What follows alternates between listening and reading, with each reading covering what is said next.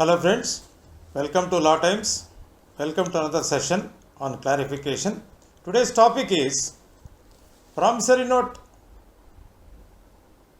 check bounce, whether both of them constitutes an offence of 420 IPC or not. Whether promissory note and the check, if it is been given by anybody, can it be misused in this manner? In a broad daylight, we have been observing in the country that after the check bounce, maybe some people are approaching to law enforcing authorities and making a complaint that I have been cheated since the check has been bounced.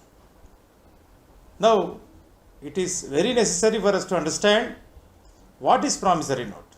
Promissory note is covered in Negotiable Instruments Act, Section 4. In Section 4, the promissory note has been covered, and it is very clearly mentioned in the promissory note, on demand of a particular person, I will be abide by to repay the money which has been taken by me. Whatever the purpose may be, promissory note is nothing but a promise made by a person to another person. Let me recall at this stage, breach of promise does not constitute cheating. There are several judgments to this effect. Now let us come back to this. When promissory note has been issued, promissory note will have the signature of the person who is executing it. That is not conclusive in respect to enforcing the promissory note, because until and unless the amount has been received by the person who is executing it by way of a receipt which is annexed with it, it is not a valid document. In order to bring promissory note into enforceability, it is necessary for a person to approach to civil court of law for recovery suit.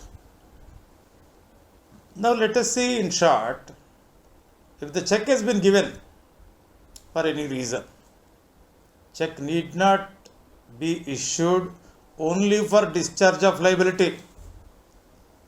Only for discharge of liability. Check can be given for any reason, even for the security purposes also.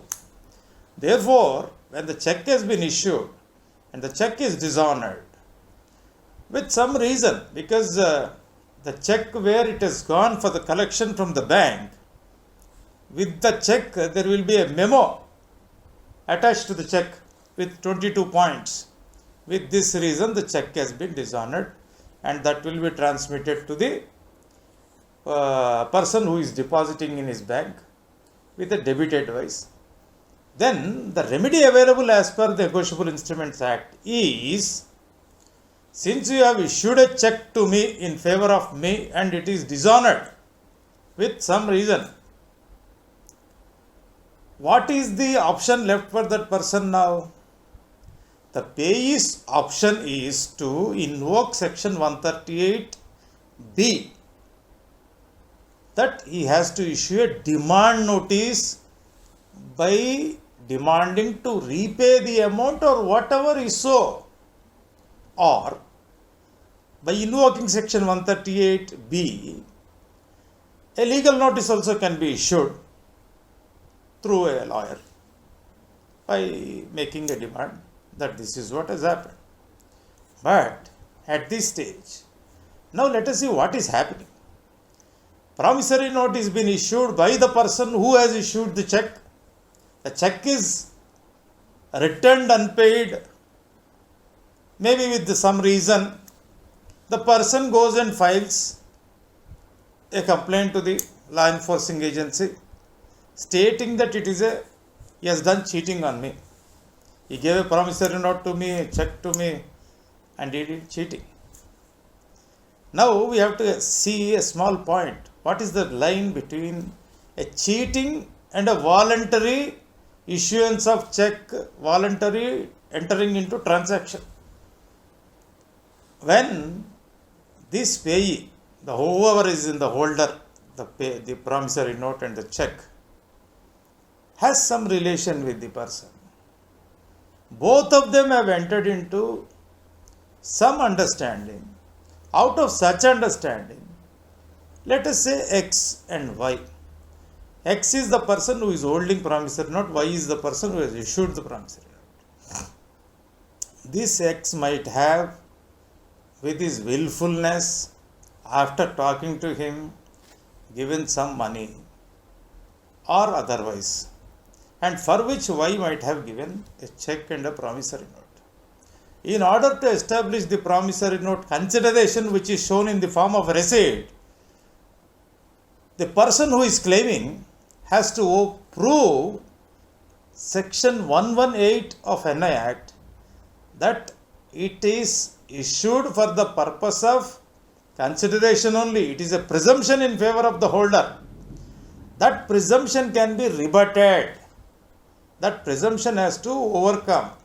Now when we keep aside for a moment a presumption, coming to the point of check, even for the check also, section 139 is a presumption that every check has been issued for the purpose of discharge of liability. However, in the Negotiable Instruments Act, it is given as explanation that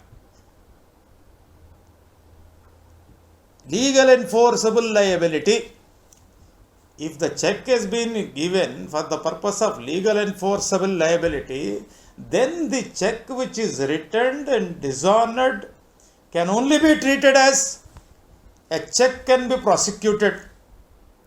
Now, what is the remedy left for them? The remedy left for them to go to a court of law and file check bounce case, commonly used word, a section 138 NI Act case, but definitely not a 420 case, and after filing it, taking it to the court of law and trying to create some litigation by filing a private complaint is not appropriate or correct procedure.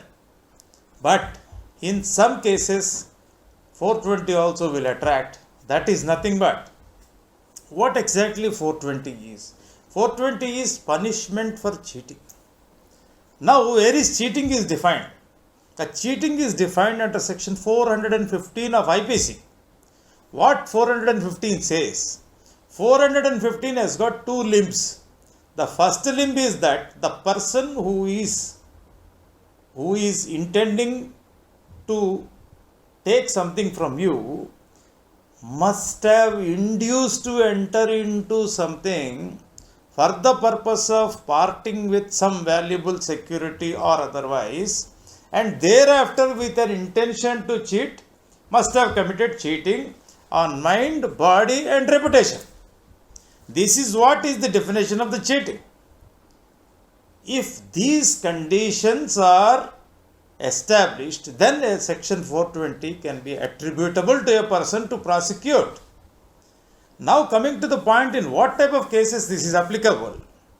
This is applicable in a case where a person is having a pre-motivated intention to cheat and takes some money in the form of illegal advances, in the form of illegal deposits, and tries to issue some promissory notes, some undertakings, some checks for the guarantee, and thereafter he suddenly disappears.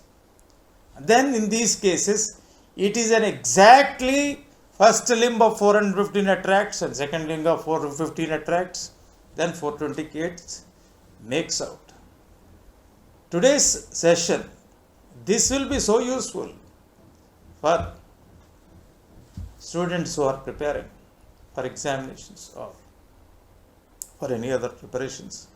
The promissory note is a demand notice, is a demand note. A note will be issued by a person who might have taken some consideration after issuing a valid receipt. Then a check which is signed, section 6, covered by section 6 of NI Act. Section 6, a check has to also be proved that consideration was given. That will come under only 138 NI Act but not under 420 IPC. Now 420 IPC also will come into play in the event what I have explained, that if a person with a deceitful intention approaches and cheats, then 420 comes into play. Therefore, this is the explanation. One has to understand what is promissory note and how to proceed with the promissory note, what is a check and check bounce, and where to file, what to file. And in the event if it is a 420, it is available to go ahead. With this explanation, today's session is ended. Hope it is understood to you, and please do share, subscribe the channel. Bye bye.